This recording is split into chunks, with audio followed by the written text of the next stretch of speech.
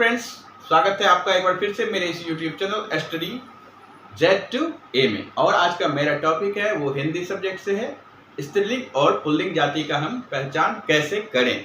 हम सभी जानते हैं दुनिया में जितनी भी सारी वस्तुएं हैं वो संज्ञा है, तो उसमें से कुछ जो है वो पुल्लिंग है और कुछ शब्द स्त्रीलिंग है। तो उस शब्द को पहचानने का तरीका या उस जगह को कह सकते हैं या उस वस्तु को कह सकते हैं या कोई भी चीज इस दुनिया में जो भी हम देख सकते हैं, जिसको महसूस कर सकते हैं, उसका उच्चारण अगर करना है तो वो जब स्त्रीलिंग और पुल्लिंग जाति के रूप में इसकी अलग अलग व्याख्या करनी है तो हम किस तरह से करेंगे इसको आज जानते हैं। तो स्त्रीलिंग होती है जिसे हम स्त्री जाति का बोध करते हैं और पुल्लिंग होता है जिससे हम पुरुष जाति का बोध करते हैं। हिंदी में मूलतः दो ही जाति को रखा गया है, स्त्रीलिंग जाति और पुल्लिंग जाति। लेकिन जब बात आती है संस्कृत की तो वहां पे एक तीसरा इसमें जुड़ता है, नपुंसक लिंग। तो हम इसे हिंदी में भी कहीं कहीं यदा कदा यूज करते हैं। तो देखते हैं आज लिंग यानी पुरुष जाति या स्त्री जाति। जिससे पुरुष जाति और स्त्री जाति का बोध हो उसे हम लिंग कहते हैं। और लिंग दो तरह के होते हैं, स्त्रीलिंग और पुल्लिंग। अब इसमें कुछ कुछ ट्रिक्स हैं और उस ट्रिक्स में भी कुछ कुछ जो अपवाद हैं उसको आज हम बताने जा रहे हैं। तो जैसे बात करता हूं मैं स्त्रीलिंग, तो नदियों के नाम यहाँ पे हम देखते हैं नदियों के नाम। तो नदियों के नाम जैसे एक नदी मैंने नहीं बोला, मैंने बोला नदियों के नाम। तो जो भी नदियां आएगी पूरे भारतवर्ष की हो, पूरे वर्ल्ड की हो, वो सारी नदियां जो है स्त्रीलिंग जाति का बोध होगा। लेकिन इसमें दो अपवाद आते हैं, सिंधु नदी और ब्रह्मपुत्र नदी, जो कि पुल्लिंग जाति का बोध कराते हैं। तो अब हमें कंफ्यूजन ये कभी नहीं रखना है कि नदियों के नाम हमेशा स्त्रीलिंग ही हो या पुल्लिंग ही होता है। प्रायः स्त्रीलिंग होता है, 95% कह सकते हैं, 98% केस में कह सकते हैं। लेकिन सिंधु और ब्रह्मपुत्र इसमें अपवाद है जो कि पुल्लिंग में आते हैं। अब बात आती है तिथियों के नाम, प्रथमा, द्वितीया, तृतीया, यानी ये डॉट मैंने लगा दिया है, इसका मतलब होता है अनंत तक जो भी तिथियों के नाम हम बोलेंगे वो सभी स्त्रीलिंग जाति का बोध कराते हैं और इसमें किसी तरह का कोई अपवाद नहीं है।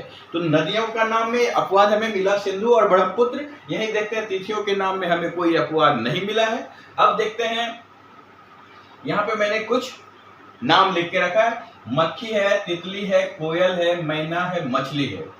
ये प्रायः क्या 100% वह स्त्रीलिंग ही होता है। मक्खी, तितली, कोयल, मैना और मछली ये स्त्रीलिंग जाति से आते हैं। लेकिन इसमें कुछ ऐसे भी शब्द या पशु पक्षी हैं जिसे हम पुल्लिंग जाति से जानते हैं। वो है खटमल, भेड़िया, खरगोश, चीता, मच्छर इत्यादि। ऐसे कुछ पक्षी जानवर आपको देखने को मिलेंगे जिसे हम पुल्लिंग जाति में भी लाते हैं। तो ये हमें कभी नहीं करना है कि पशु पक्षियों के नाम हमेशा स्त्रीलिंग में होते हैं या पुल्लिंग में होते हैं। दोनों का ग्रुप मैंने यहाँ देख दिया है। मक्खी, तितली, कोयल, मैना और मछली ये स्त्रीलिंग जाति से आते हैं और खटमल, भेड़िया, खरगोश, चीता और मच्छर जो है वो पुल्लिंग जाति से संबंध रखते हैं। अब बात आती है जिन शब्दों के अंत में आहट, आवट, आस और इया लगा हुआ हो वो स्त्रीलिंग जाति का बोध कराते हैं। जैसे आहट है, आवट है, आस है, इया है। घबराहट हो सकता है, मिठास हो सकता है, बनावट हो सकता है और इया से बंदरिया हो सकता है। तो ये हमारा स्त्रीलिंग जाति का बोध कराता है। और सेम इसी के अपोजिट आ, आव, पा, पन, क, त्वा, आव, औरा, इस तरह का जिस भी शब्द में यूज होगा, इसका अंत में जिस किसी भी शब्द में यूज होगा इन सारे वर्णमालाओं का के अक्षर का, तो ये क्या कहलाएगा, इस मात्रा ये जहां पे भी इसका अंत में किसी शब्द के अंत में यूज होगा वो पुल्लिंग जाति का बोध कराएगा। अब यहाँ पे है त्व, यहाँ एक वर्ड आता है ममत्व। ये माँ से रिलेटेड होता है, माँ का प्यार होता है, ममत्व। तो यहाँ पे हम ऐसा नहीं करेंगे कि माँ हमें स्त्रीलिंग जाति का बोध कराती है, लेकिन ममत्व की बात आती है तो वहां पे हम पुल्लिंग जाति से इसको रिलेट करेंगे। क्योंकि यहाँ पे त्व मैंने बताया है अ, आ, आव, पा, पन, क, त्व, आवा और औरा, ये जिस भी किसी शब्द के अंत में लगा हो उस शब्द को हम पुल्लिंग जाति से जानेंगे। तथा आहट, आवट, आस और इया ये कुछ अपवाद हैं। ऐसे जो कि किसी शब्द के अंत में रहे तो हम उसे स्त्रीलिंग शब्द की श्रेणी में रखेंगे। अब बातें आती है वर्णमाला के अक्षर। वर्णमाला का कोई भी अक्षर हो वह पुल्लिंग होता है, लेकिन इसमें भी अपवाद है भाई कि वर्णमाला के जितने भी अक्षर हो क ख ग घ आ ई ओ, इसमें थोड़ा कंफ्यूजन है। यहाँ पे कंफ्यूजन क्या है, ह्रस्वी, दीर्घई और री, ये स्त्रीलिंग जाति का बोध कराते हैं। जिस किसी भी शब्द के में ई, दीर्घई और री लगा हो, ह्रस्वी, दीर्घई और री लगा हो, वो पुल्लिंग जाति से स्त्रीलिंग जाति से संबंध रखते हैं। और वर्णमाला के अक्षर जो है इसके बाद अलावे जो भी अक्षर आएंगे वो सभी पुल्लिंग जाति से अपना संबंध रखते हैं। ये ध्यान में रखिएगा दोस्तों, इधर का जो ये पार्ट है वो स्त्रीलिंग जाति के लिए है और इधर का पुल्लिंग जाति के लिए। जो जो डाउट्स है उसे मैंने केवल आपके सामने लिख के रखा है, इसे आप नोट्स करेंगे तो वीडियो को स्किप करके पॉज करके रोक भी सकते हैं या लिख सकते हैं। अब बात आती है ग्रहों तथा नक्षत्रों के नाम।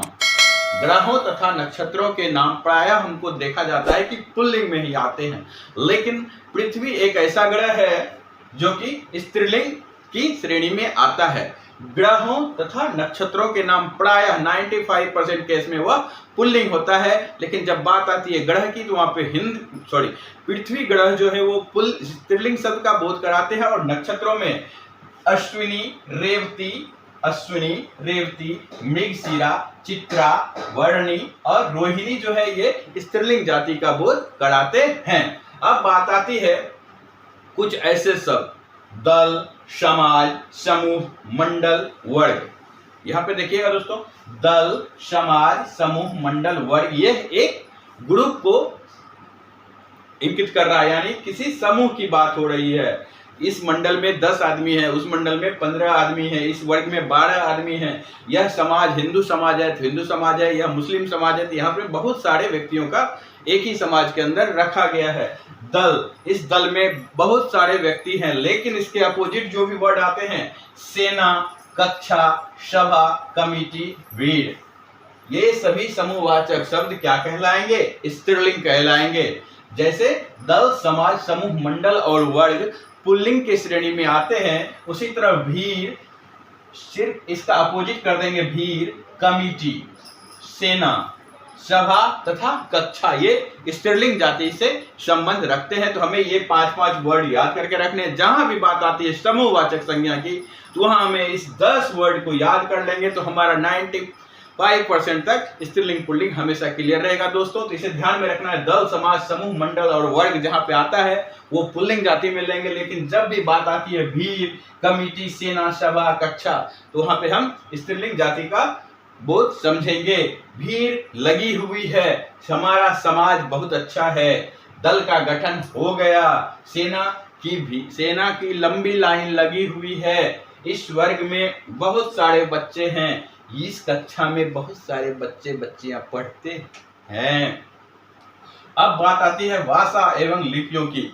भाषा एवं लिपि, चाहे वो हिंदी भाषा हो, बांग्ला भाषा हो, देवनागरी लिपि हो, रोमन लिपि हो, इसको हम हमेशा स्त्रीलिंग जाति में रखते हैं, इसमें कोई अपवाद नहीं है दोस्तों। भाषा एवं लिपियों के नाम में कोई भी अपवाद नहीं है, इसे हम हमेशा 100% केस में स्त्रीलिंग जाति में ही रखेंगे। अब बात आती है हिंदी दिनों तथा महीनों के नाम। ये तीर मैंने लगाया है इसलिए कि आपको ये तीर बता रहा है कि इसमें कुछ ना कुछ कंफ्यूजन है। जिस लाइन या वर्ड्स के बीच में हम देख रहे हैं कि ये रेड कलर का एरो मैंने लगाया है, वहां पे कुछ कंफ्यूजन है, इसलिए मैंने इसको इंकित किया है कि आपको समझने में कोई दिक्कत ना हो दोस्तों। अब बात आती है हिंदी दिनों तथा महीनों के नाम। इसमें भी कुछ अपवाद हैं। हिंदी दिनों या महीनों के नाम में, दिन के नाम में कोई अपवाद नहीं है। हिंदी दिनों के नाम हो उसे हम हमेशा पुल्लिंग में रखेंगे, लेकिन जब बात आती है महीनों की, यहाँ पे जनवरी, मई और जुलाई को हम स्त्रीलिंग की श्रेणी में रखते हैं दोस्तों। जब बात आती है हिंदी दिनों तथा महीनों के नाम की, यहाँ कोई कंफ्यूजन नहीं है, हिंदी के दिन में कोई कंफ्यूजन नहीं है, लेकिन जैसे ही बात आती है महीनों के नाम, वह जनवरी, मई और जुलाई, जनवरी, मई और जुलाई महीना जब भी इंकित होगा उससे हम स्त्रीलिंग जाति का बोध समझेंगे। अब बात आती है पर्वतों के नाम। ये 100% जो है वो पुल्लिंग श्रेणी में रखे गए हैं। वृक्षों तथा फलों के नाम, इसे भी 100% पुल्लिंग श्रेणी में रखा गया है। देश, द्वीपों तथा महाद्वीपों के नाम, अंडमान निकोबार द्वीप समूह हो, भारत हो, चीन हो, अमेरिका हो, ये हमेशा पुल्लिंग जाति का बोध कराते हैं। अब आता है धातुओं के नाम। लोहा, सोना, चांदी, यहाँ पे मैंने बोला है पीतल है, अब्रक है, जो भी है वो हमेशा पुल्लिंग होते हैं। लेकिन एक अपवाद है चांदी, ये हमेशा स्त्रीलिंग की जाति में आता है। चांदी अच्छी है, सोना अच्छा है। यह सोना 24 कैरेट का है, लेकिन यह चांदी जो है पूरी तरह से कह सकते हैं कि शुद्ध है। इसकी शुद्धता की गारंटी 100% है। ये चांदी शब्द जहां पे आएगा, इस चांदी को हम जिस धातु के रूप में जब चांदी शब्द का प्रयोग करेंगे तो वहां पे हम धातु के चांदी रूप के लिए हम स्त्रीलिंग जाति को समझेंगे, और बाकी दुनिया का कोई भी धातु हो दोस्तों वहां पे हम पुल्लिंग शब्द से उसको इंकित करेंगे। अब बात आती है अनाजों के नाम। प्रायः दलहन की जो होती है उसे हम स्त्रीलिंग में जानते हैं, लेकिन वहां भी कुछ अपवाद होंगे। लेकिन अनाज के नाम में ये मैंने रखा है मूंग, मक्की, ज्वार और अरहर, ये प्रायः स्त्रीलिंग जाति का बोध कराते हैं। लेकिन बाकी जो भी अनाज है वो 100% पुल्लिंग की श्रेणी में रखे जाते हैं। अब रत्नों के नाम। रत्नों के नाम में केवल मणि को छोड़ के बाकी दुनिया का कोई भी रत्न हो वो पुल्लिंग की श्रेणी में आते हैं दोस्तों। रत्नों के नाम की बात आती है तो वो पुल्लिंग की श्रेणी में आते हैं, और जैसे ही बात आती है मणि की, वो स्त्रीलिंग जाति से अपना संबंध रखते हैं। अब आती है फूलों के नाम। गेंदा हो, अड़हल हो, इस तरह के जो भी फूल का नाम होगा वो हमेशा पुल्लिंग में आएगा। अब बात आती है कुछ ऐसे वर्ड्स भी हैं दोस्तों जिसे का कोई लिंग निर्धारित नहीं है। जैसे हम देखते हैं राष्ट्रपति, हमारे राष्ट्रपति कभी महिला भी हो सकते हैं, कोई पुरुष भी हो सकते हैं, तो राष्ट्रपति हो गया। प्रधानमंत्री हो गया, राष्ट्रपति, प्रधानमंत्री, राष्ट्रपति, प्रधानमंत्री। कोयल, कौवा, ये कभी स्त्रीलिंग का बोध कराते हैं, कभी पुल्लिंग का, लेकिन इसका कोई भी लिंग अभी तक निर्धारित नहीं है। चीता, चीता भी इसका अभी तक कोई लिंग निर्धारित नहीं हुआ है। इसमें जैसे ही बात आती है हमारे ऑक्यूपेशन की, डॉक्टर हो, इंजीनियर हो, ये हमेशा उस पद के व्यक्ति के हिसाब से इसको इंकित करना चाहिए। इसमें किसी भी तरह का कंफ्यूजन नहीं रहे।